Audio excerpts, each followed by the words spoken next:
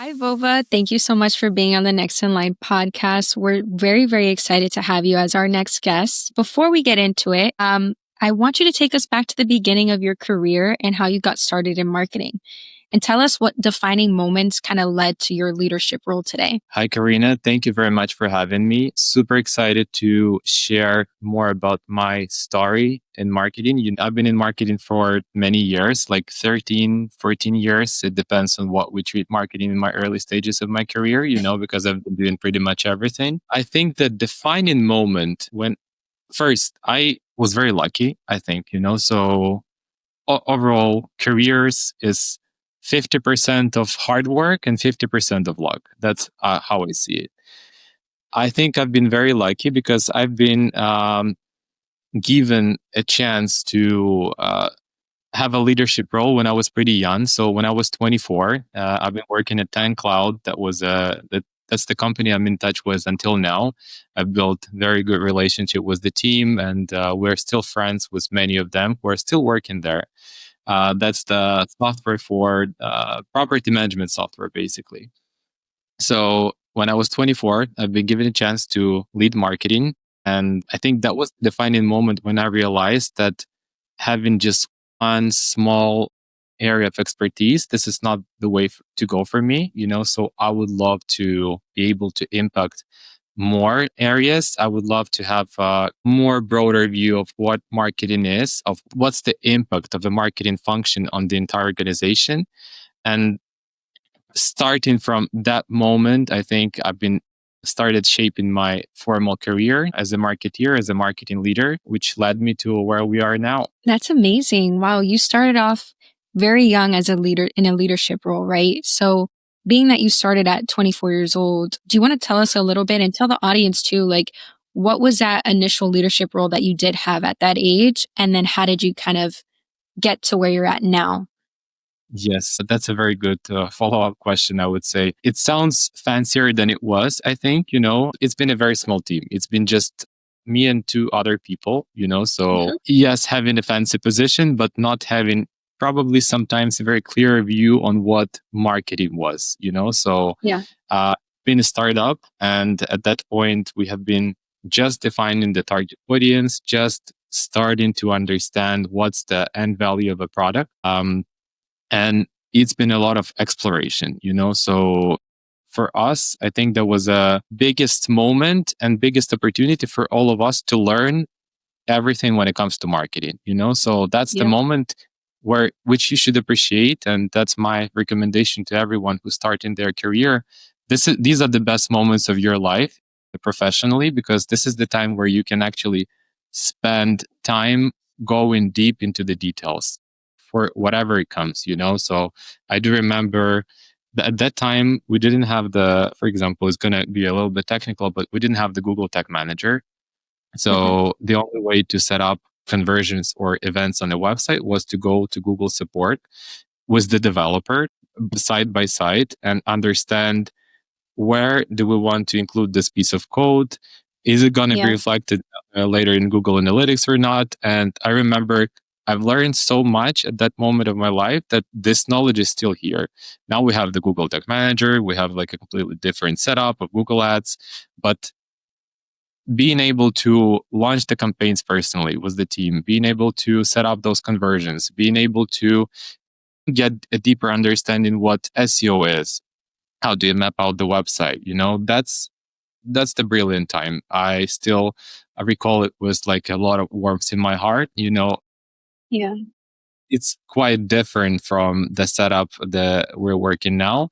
But I know that many marketeers that are starting their careers, they're still in that early stages of their journeys, So we should appreciate that time. That's one of the best times you have, So you have time to explore, you have time to understand what actually matters for you, what is interesting for you. Maybe there is a specific area you would like to learn and learn more rather than another, So great time. That's amazing. I know your journey seems super interesting in the fact that you had that opportunity so early on. And especially in a startup environment, I feel like I agree with you. In a startup environment, you tend to learn a lot more than on the other side because you have to wear multiple hats. You kind of have to get in the thick of it, kind of, try to figure things out because there's not always someone there to teach you. So it's the best opportunity to learn, especially at that young age. And being that we're actually talking about this, my next question is saying now you've led marketing teams from both that startup side and also global organizations. So maybe what are some differences in leading at those two stages of a company? Because I'm sure it's very, very different.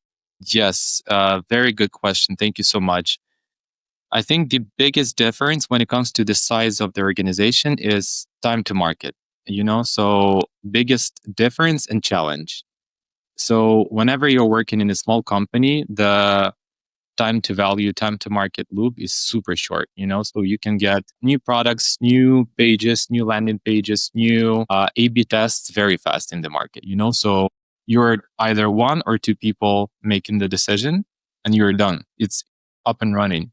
When it comes Yeah. to bigger organizations, you need to understand that it's going to be more people challenging you, trying to better understand the goal of everything that you're doing. And I think for organizations that grow and scale, it's essential to keep it's impossible to keep the same time to market as you would keep as a small organization, as a small company. But being Yeah. nimble, agile is essential. That's why many organizations fail at scaling, because they fail at maintained in the same pace and time to market, so even not the time to market, but time to value for the customer, so I think it's critical for businesses to remember that every time they add up a new team member, a new team, a new organizational unit, a new formalized process, time to market should still be there. So I think it's the biggest difference that I can realize. I think from working based on working in both like a very small companies, very small startups, for a couple of people, and larger organizations. Yeah. And one thing that actually comes to thought when you mentioned that is I'm wondering now, like, did you face any hurdles or challenges when it came to like making the decisions in the startup environment versus a larger organization? Like, would you say the larger organization was a little bit more difficult to get those decisions made fast, or was the team pretty agile? Like, how did that look? I was again lucky, yeah, saying that for the second time. I think I was lucky to work with the leaders who everyone I've been working with, they have been pretty agile. But Okay. still, you need to understand, whenever you're in a bigger company, there are multiple people and multiple teams that are going to be affected by your decision, so rather than having like 10 people in a startup that where everyone is aware or even not aware sometimes what's happening, and it's Yeah. not going to have like huge impact, but marketing is at the forefront of the organization typically. Yes, sometimes you do have some outbound, sometimes you do have some, a responsibility on the sales teams to generate the business, but in the long term, in the long run, marketing is the one who's at the forefront, and everyone is going to feel every change that you are making in the beginning of that customer journey. So For as sure. their organization gets bigger, this effect gets bigger as well. So first, it's harder to make mentally to make those decisions, and secondly, you need to be very much aligned with other business leaders who's going to be impacted by that decisions. Yeah, that makes a lot of sense. And being that, um, you're constantly, especially in the startup side, like you said, everyone kind of knows on the team since it's a lot smaller. So running into those hurdles could maybe be a little bit easier to overcome versus that larger organization, which definitely makes a lot of sense. And now kind of transitioning over into the industries that you worked in and leveraging those experiences. I know that you've worked in software as a service, from real estate tech to travel tech. What are some common threads you found in building marketing that actually drives business outcomes? Yeah, it's a great question. Maybe the answer is gonna seem like a not very obvious one, but a goal, clear goal. This is super important. This is what I've been missing in the very, very early stages of my career when I've been working in some outsourcing companies. We didn't understand why we are here. So what's the purpose of us doing this and that? So if the leader doesn't understand that, the team is going to be completely demotivated. I have like examples, many examples of the negative aspect of that, but I do hope do have very good examples of how easy that is to work with the leader, the marketing leader, for a marketing leader to work with the business leader who has the clear goal. Yeah. At Creatio, I've been very lucky to work with Catherine, who's the CEO and founder, and she always had a vision, a long-term vision, and a clear goal for the entire business. So I never had any concern on where we're going and why. And this would make it really easy to execute. Go an extra Yeah. mile, deliver the result, because you understand why you're doing that. And then it's so much easier to cascade that purpose and the goal to your teams, to keep them motivated, to keep them engaged. Similar to happen here at Lodgify, where I lead the marketing team now. We have Sean joining as well, recently the new CEO. And I do see how much has changed during that time since he joined, in terms of us having a clear purpose and the goal. Absolutely. Not obviously, there are multiple just, operational aspects of what's making a good marketing organization, like communicating with sales, marketing, product alignment. Sometimes we call it a quadrant depending on the organization. I call it a quadrant. So it's sales, marketing, product, and customer success. So if you have this quadrant very well aligned, you're gonna be so much easier for everyone to work and deliver on the common goal. But also, yeah, I've seen cases where like sales and marketing are somehow disconnected, and that leads to many inefficiencies, much stress for everyone. So pretty simple as well, but essential. Also, I would say having a clear view of what the customer needs as well, like very, very simple, but many organizations are sometimes lost with what is the ICP, like who is our ideal persona. I'm not a big fan of the persona concept, but ultimately you can, go down to a specific group of people who's going to be receiving the most value of your product. So you need to understand why they need your product, how is it better, and how it stands out. Ideally, it has to stand out somehow from the competition. So yeah, like I think clear goal would be the first one, the most important one for me. That helped me so much in my life to have the purpose. We're spending so much time at work every day, more than with our families, with our friends. So if it doesn't have a goal, why? Why you're doing that? Sometimes I would tell that to my peers, to my teams. If you believe this, you don't understand the goal. Like why you're doing that. So yes, as the leader, our role and job is to communicate the goal properly, but sometimes it could be misaligned with what the person is expecting, and we need to have it. We need to have a goal in life, in work, and in everything that we're doing on a daily basis. Yeah, absolutely. I agree 100%. I feel like I definitely feel you on the point where you said that when there isn't alignment with the leadership or the business side, like the CEO, and not having that vision, it is a lot harder to execute, especially as a marketing Sure. person myself. Like I relate to that heavily because I've seen the differences too. And like you said, it all starts with a simple thing that maybe is overlooked, is just having that common goal. And I Yeah. feel like that's what's going to get us, to the next step and the next phase in marketing and all these tools coming in. And how do we apply that and manage our goals with it? With that said, I kind of want to transition and pivot into like the next question, which is where do you see AI making the biggest impact in marketing right now? And what's still more hype than reality? Love the question, especially the part about the hype versus the reality. When it comes to what's the biggest impact now? I typically split this into two areas. The first one is the customer facing, Okay. so what I mean by that, the way prospects and customers consume content and services. This is still shaping a lot. So we don't know how agents are gonna impact the software, So in the end, all of the software is going to be some kind of a voice or message input type of service consumption, So it's not going to be in the end software. It's just going to be service as a software, as the new concept, So this is the concept we believe at Lodgify as well now, and we're like building the product with the vision of service as a software in the future. Because very likely it's going to be either humans interacting with the software through the very clean, very simple to common to us, like OpenAI interfaces, ChatGPT interfaces, Perplexity interfaces, or it's going to be agent to agent communication. What's even more challenging, So we're going to have agents working for us, delivering on the goals that they are set, and they're going to be interacting with the software on our behalf.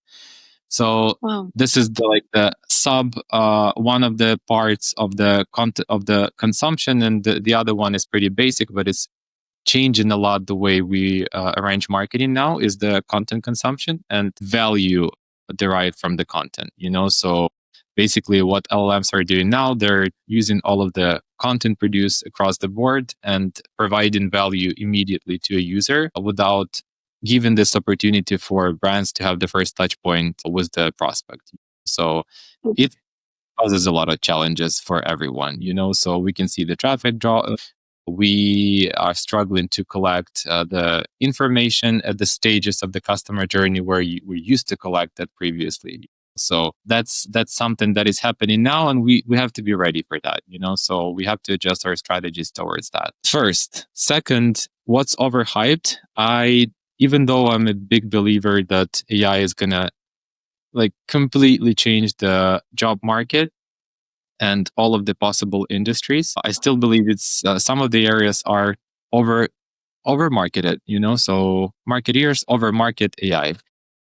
Specifically when it comes to tools for operational efficiency, as an example, So I just had an interview for one of the positions at Lodgify, and we have been discussing video, So can you generate video? Yes, you can. There are a lot of tools like Theo that would generate a decent video for you. Can you say it's AI generated? Yes, you can say, So it's not ready. It doesn't have the same level of quality as you would be able to record this, or video editing.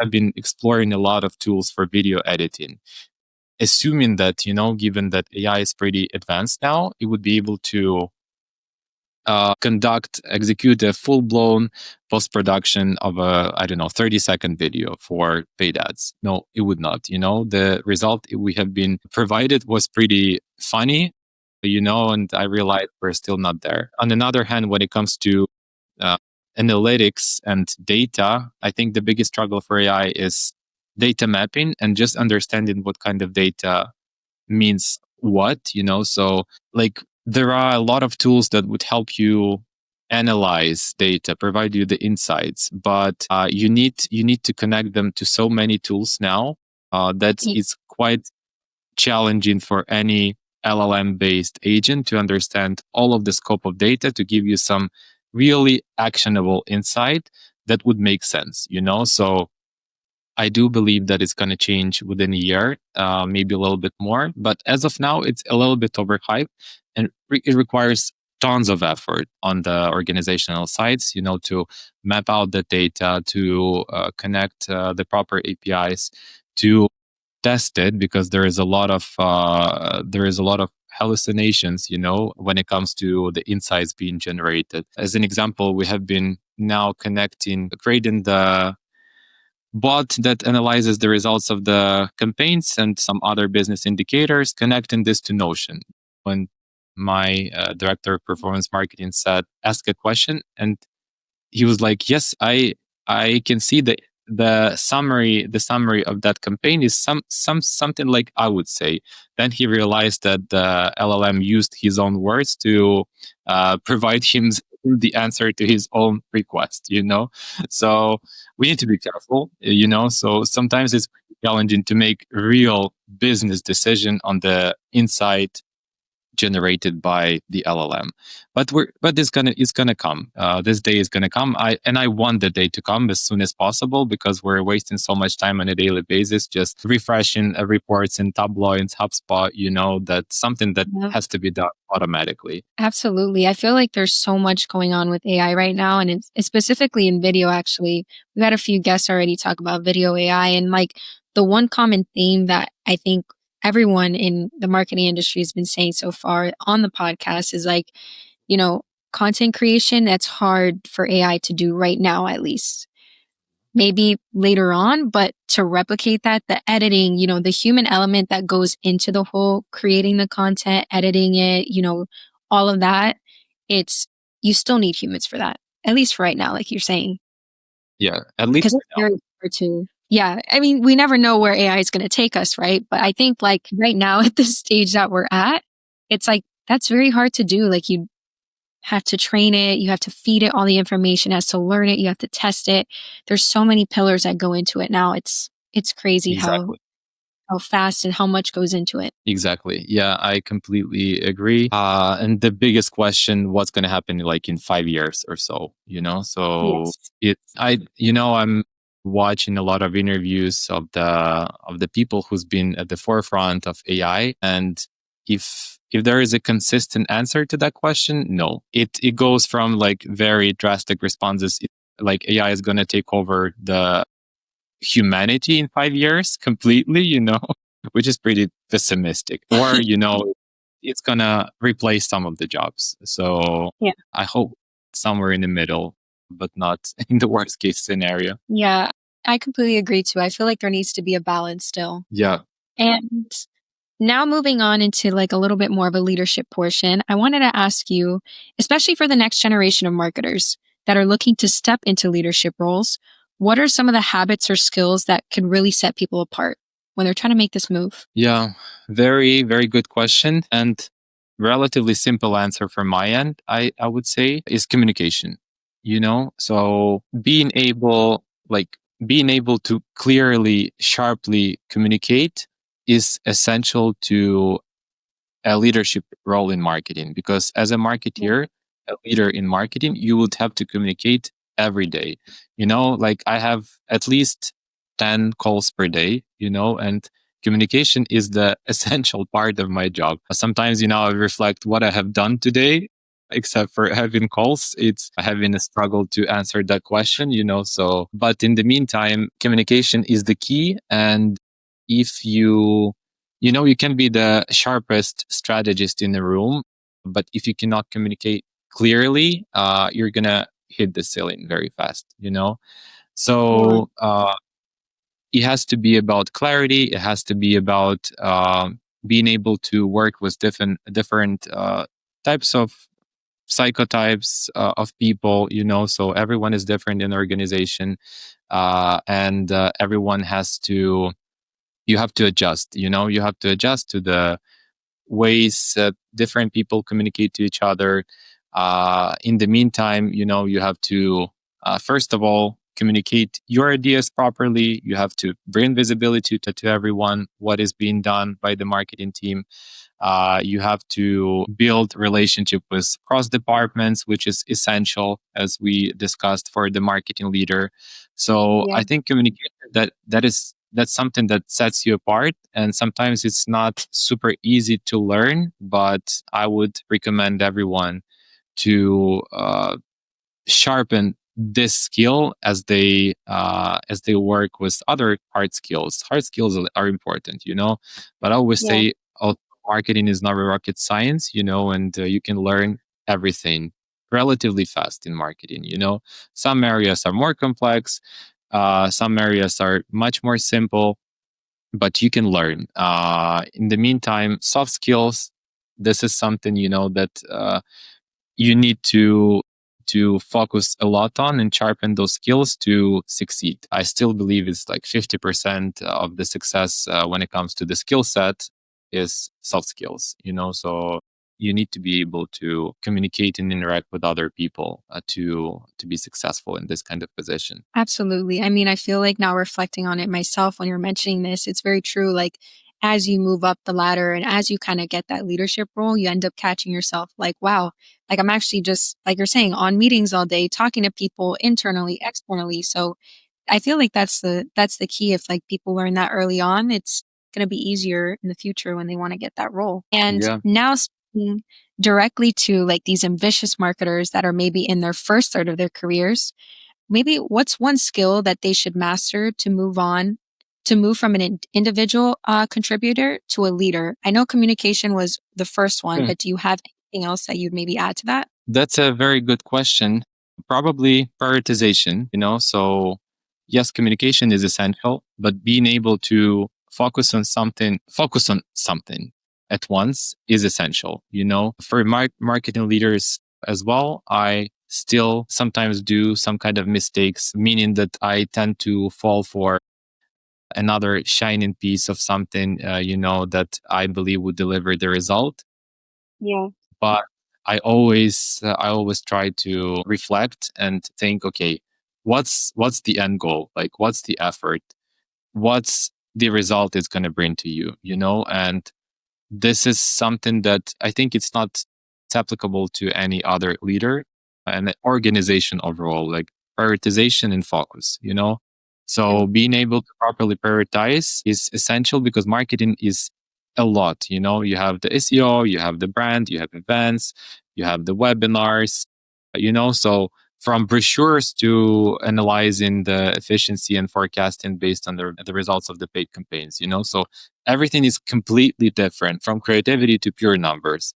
And you have to juggle the priorities. You have to understand what matters to you today, what I need to Yeah. deliver on today, what I need to deliver on this week, this month, this year. So after the communication, I would prioritize communication as the first one. The second one would be the ability to prioritize and focus. Yeah, I feel like you mentioned, there's so many moving parts in marketing. It's easy to get Yes, caught up in the next thing or this or that. And that's for sure something that people should try to learn early on. It makes it easier too. And exactly. now, as we wrap up, this podcast. So one thing I love to ask every guest is, this is probably one of my favorite questions, is if you could go back and give your younger self one piece of advice at the start of your leadership journey, what would it be? Love the question. I think it's going to be, don't be afraid of anything, so fear is something that does not help ever. It's a natural feeling that helps us to be alive. But in the meantime, when it comes to career, I think we don't have to be afraid. We don't have to be, what I would say to myself, don't be afraid to try that now. I had many ideas that I have not executed at this stage of my life that maybe I would regret now. Yeah. Don't be afraid. If you believe this is going to help you understand what you want more, what is it's gonna maybe help you sharpen any of the skills, learn something new, go for it. So don't be afraid. I'm not suggesting to change your career every 6 months, obviously, but don't be afraid to explore, to connect to the peers, connect to the community, try to embrace new opportunities, accept the challenges. So this sounds like very over inspiring rather than practical, I know, but this is indeed something I would say to myself now. Don't be afraid, because as you mature in your career, it's going to get much more challenging to make changes to it. So Yeah. you are getting used to like a certain way on how you do your work, on how you build the marketing function, on what you expect also from the organization, how you build relationship with other people. Now it's going to be more challenging maybe to execute on some of the ideas that I had 5-7 years ago. So Yeah. you're young, go for it, do it. I agree with that 100%. Taking like that risk, or maybe taking that fear and turning it into, motivation to just go and do it. I think that's the best. And you learn so much from it. You learn from doing it, you learn from the outcomes. And I for sure think that helps. And honestly, I learned so much from this podcast. I mean, I've been taking notes the whole time here. So I really, really appreciate you being on, and thank you so much. Thank you so much for having me.